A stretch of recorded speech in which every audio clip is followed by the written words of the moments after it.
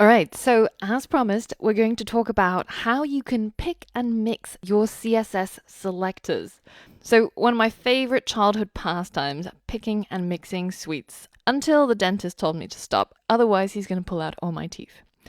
So dental horrors aside, let's talk about how you can combine different CSS selectors in order to apply styles more specifically. Now, the first type is the easiest to understand, and we've seen this when we combined all of our different heading types, H1 through to H6, and applied the font family Montserrat Bold to all of these HTML elements on our web page. So the idea here is that you write one selector, you add a comma and then a space, and then the next selector. So the space in this case is actually optional, but it's quite nice to space it out just so that you can see it more clearly. But later on, as we'll see, in other cases, the spacing is really important. But when you're combining multiple selectors, it's not a big deal. So selector 1, comma, space, selector 2. That's a good style to follow. Now, the way that it works is, say that we have an H1 and a paragraph, and we want to apply the same color to the text in both cases. Then we can either write out, this long-winded approach of H1, color red, P, color red, or we can simply combine it by writing H1, comma, space, P. And in this case, we're applying the color red to both of these elements. And this is just a way of shortening your code and grouping similar things together. You're going to see this most commonly at the HTML element level, and it's mostly for things like H1 through to H6, but this is very, very simple. Now, it gets a little bit more complicated when we start talking about hierarchical selectors. And that's because in order to use this properly, we have to understand how the HTML is structured. So in our case, we wrote this code that targeted the container fluid class that is inside something that has the ID of title, and we gave it a different padding. The syntax here looks like this. So you have selector 1, then you have a space, then you have selector 2. And this is what I was talking about earlier on. Spacing in this case is crucial. You should have one space, and the order is that the first selector is from the parent and the second selector is from the child. So let's take a look at this in more detail so that we can really get to grips with it. So in this case, I've got a div that has a class of container fluid, and I also have an H1 that has the ID of title. So if we had some code that was written like this, then this is a hierarchical combination of selectors. So you would read this from right to left, and so does the browser. So it's going to look for all of the H1s that are contained inside a div. So in this case, it would work and it would change the text color to red because our H1 is indeed contained inside a div. But you might realize that this is very, very broad. All of your H1 that are inside a div is going to be colored red. So you might want to make it a little bit more specific. Say in this case, we're saying that the element that has an ID of title that is contained inside a parent with the class container-fluid should have the text color of red.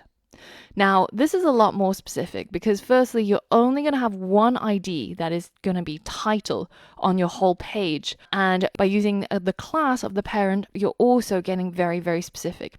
Now, in this case, this is actually kind of redundant code because if you wanted to apply this style to an element with an ID of title, as we said before, IDs have to be unique across the page, so they can only be one thing with the ID that is title. So you would never write this code, you would simply just target the ID title, right?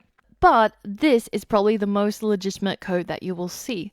So in this case, we're saying that all the H1s on the web page, that is the child of an element with the class container fluid, should be colored red.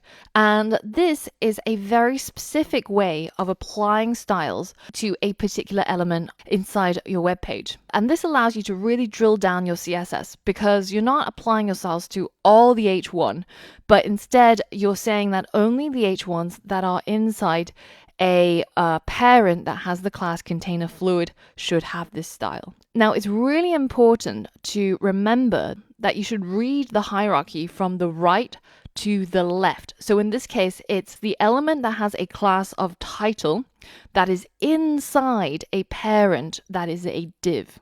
That should have the color red. The one on the right is the child, the one on the left is the parent. And this syntax will only work in a parent-child situation.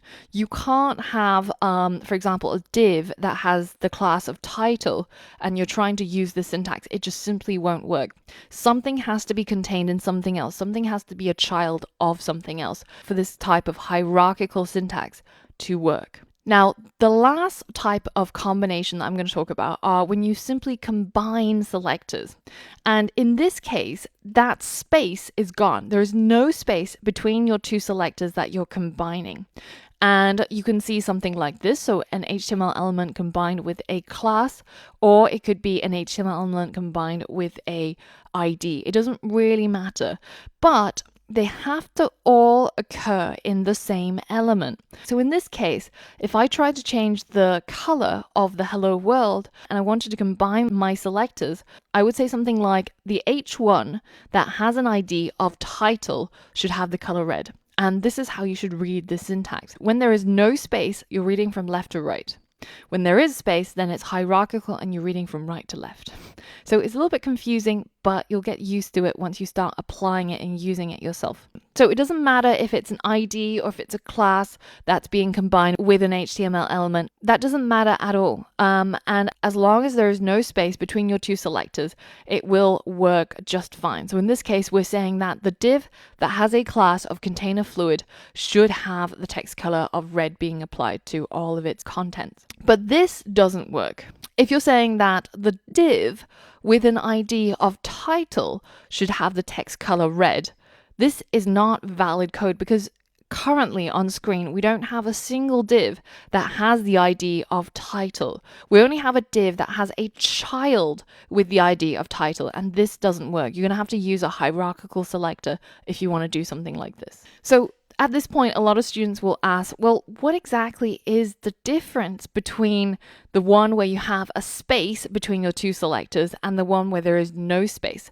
So I've got this bit of HTML here that I've pre-written to save you the boredom of having to watch me type. But essentially, we've got a div that has a class of container, and it contains an H1 that has the class of title, and it says hello world. Then we have another div that has the class of container fluid, and it has an H1 with the class title as well.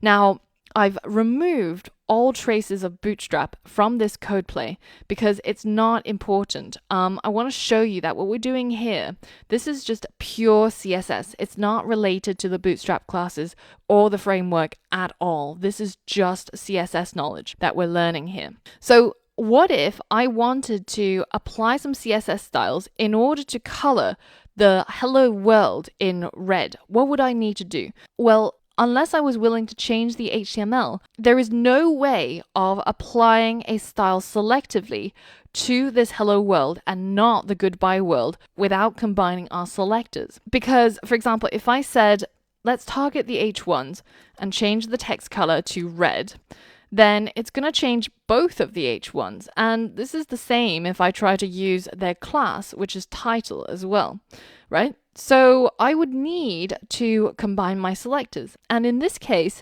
the difference between these two titles is just that they're contained in different divs, or divs with different classes rather. So I can use that fact to structure my CSS code.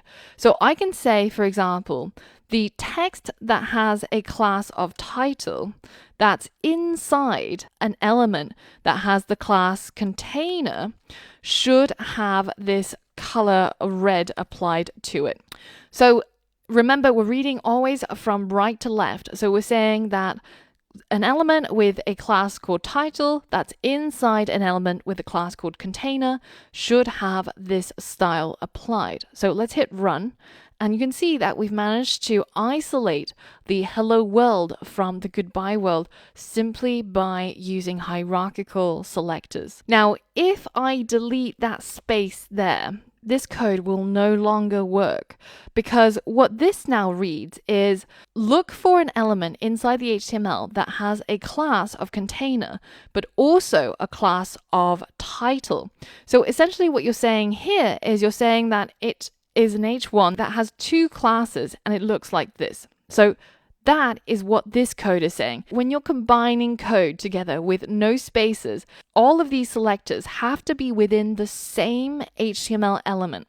So you could say an H1 that has a class of container and also a class of title should have this style. And when I run the code, you can see this still works exactly the same. But this has no parent or child relationship at all. And you would be targeting two classes in the same element. But when you do combine selectors like this, it doesn't really matter if you're combining classes with IDs or IDs with HTML elements. So let's give this an ID. Let's call this heading, and let's change our class back to title and hit run. And now I'm able to change the H1 by saying H1 # heading. This will target an H1 that has an ID of heading, and that is of course our hello world.